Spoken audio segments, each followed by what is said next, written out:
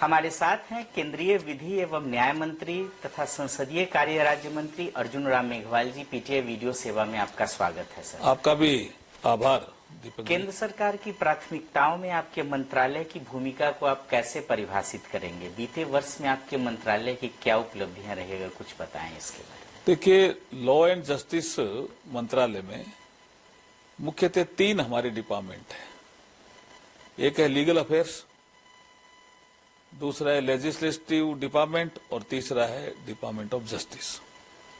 Justice मूलतः appointment को deal करता है और पिछले, जब हम इस साल की बात करते हैं और पिछले साल से तुलना करते हैं तो इस साल जुडिशियल अपॉइंटमेंट काफी बेहतर हुआ है और स्मूथ भी हुआ है।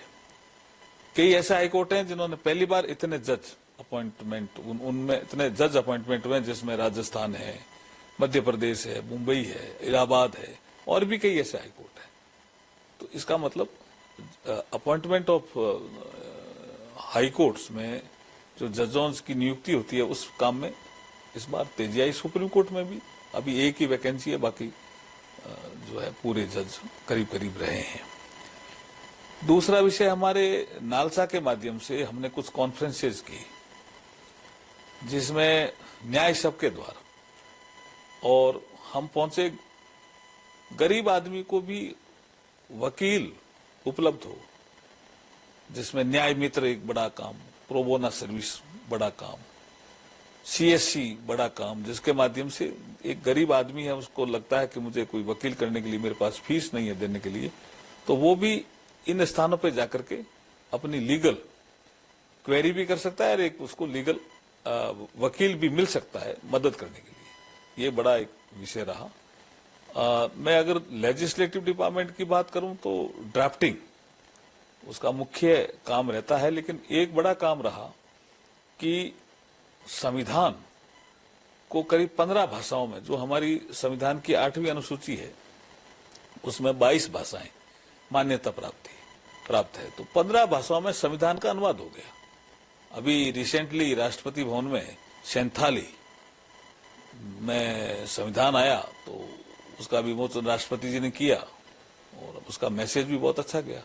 ऐसे हर भाषाओं में जब संविधान का अनुवाद हुआ तो उसका मैसेज बहुत अच्छा गया। पहले तो हिंदी और इंग्लिश का ही ज्यादा एक जमाना था कि महत्व रहता था, अभी 2 भाषाओं में संविधान का प्रति आपको मिलेगी। अब हम धीरे धीरे, हो सकता है बहुत जल्दी, जितनी मान्यता प्राप्त भाषाएं हैं संविधान की 8वीं अनुसूची में, उन सब भाषाओं में संविधान उपलब्ध रहेगा। तो हर नागरिक के पहुंच में संविधान का पढ़ना, उसमें प्रावधान क्या है, उनकी ड्यूटी क्या है, उनके अधिकार क्या है, सरकार काम कैसे करती है, सब चीजें हर नागरिक पढ़ सकता है।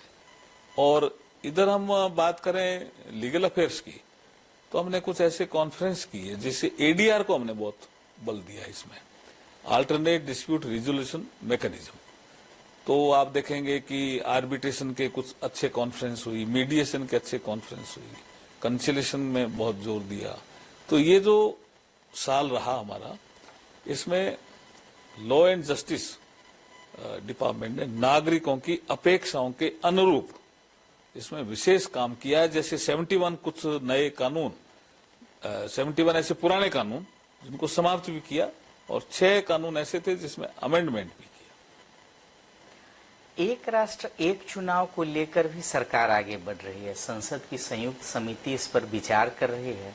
हालांकि कांग्रेस सहित कई विपक्षी दल इसका विरोध कर रहे हैं। इस पर होने वाले खर्च में बचत और संघीय ढांचे के विषय पर सवाल भी उठा रहे हैं, क्या कहेंगे? देखिए, संसदीय समिति, जिसको हम जेपीसी इसका नाम दिया क्योंकि जॉइंट पार्लियामेंट्री कमेटी बनी है, काफी लोकसभा राज्यसभा के प्रमुख काफी लोग इसमें सदस्य हैं और राजस्थान से ही आने वाले पाली जिले से, पाली संसदीय क्षेत्र से पीपी चौधरी जी इसकी अध्यक्षता कर रहे हैं।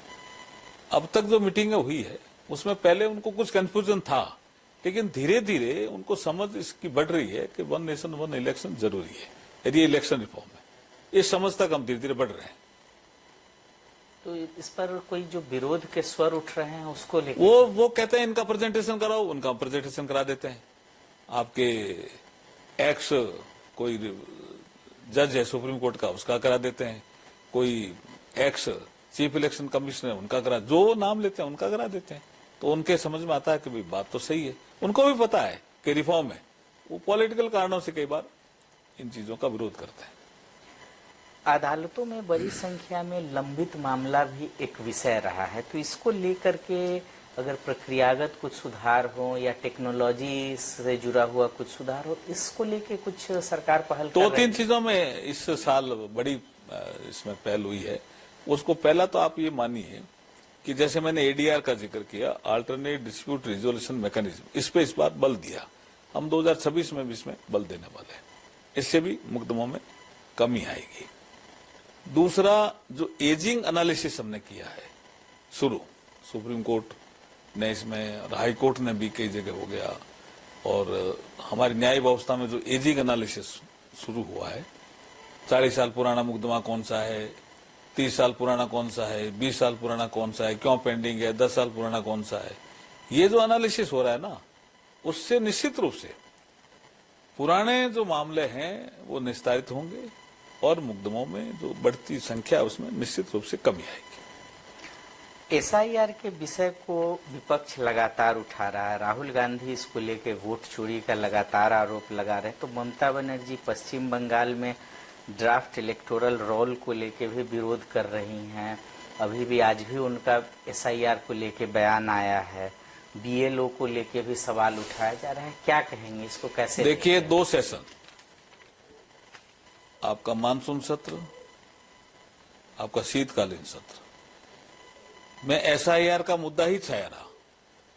जब शीतकालीन सत्र में लोकसभा में बहस हुई, राज्यसभा में बहस हुई, विपक्ष को भी बोलने का मौका मिला, सरकार ने भी अपना पक्ष रखा, तो सबके समझ में आ गया कि ये तो वोटर लिस्ट को सुधारने का काम है। सबके समझ में आ गया, पब्लिक के भी समझ में आ गया।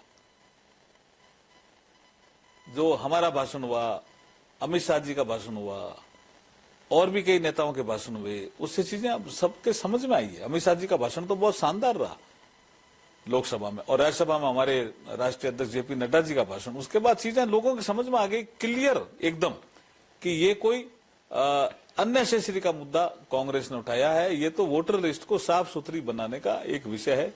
पात्र व्यक्ति छूटना नहीं चाहिए और अपात्र व्यक्ति वोटर लिस्ट में होना नहीं चाहिए, यही एसआईआर है, और क्या है। लेकिन ममता बनर्जी तो इसको स्कैम बता रहे हैं। वो पॉलिटिकल उनका कारण है और कोई विषय ही नहीं है। तमिलनाडु में डीएमके भी एसआईआर को लेके भारी विरोध कर रही है। मुख्यमंत्री वहां के जो स्टालिन हैं वो भी सवाल उठा रहे हैं।